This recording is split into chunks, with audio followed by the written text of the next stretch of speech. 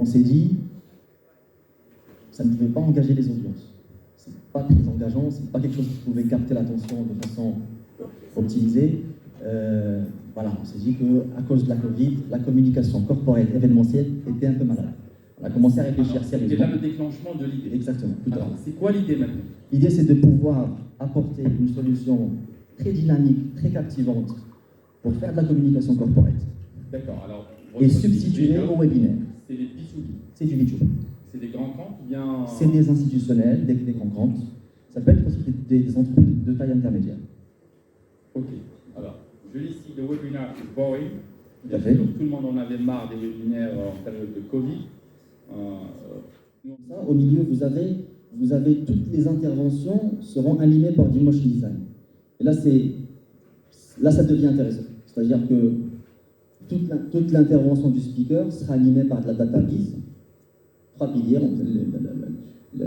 La plateforme, si vous pouvez arrêter un petit peu, s'appuie sur 3 piliers. La data viz, le motion design et le storytelling. La data viz, pourquoi? Parce qu'on a besoin de faire parler les chiffres. On a de la data qu'on a envie de faire comprendre, de mieux la présenter par des schémas, par des graphes.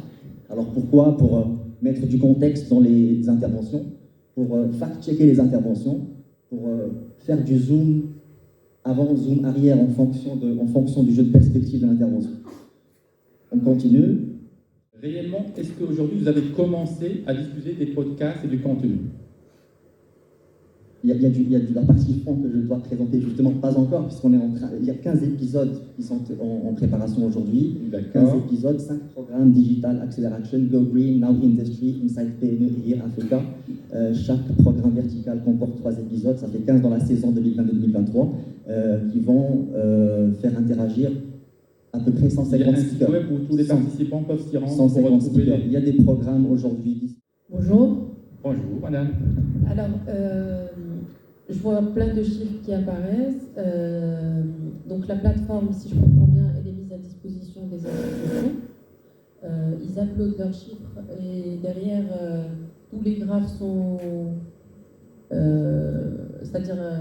sont produits de manière automatique, c'est ça? C'est-à-dire que nous, en input, on peut, je dis n'importe quoi, on va insérer par exemple un fichier Excel et derrière, vous allez produire des graphes qui vont par la suite être commentés par le speaker, c'est bien ça? Alors, dans un premier temps, ça va être un travail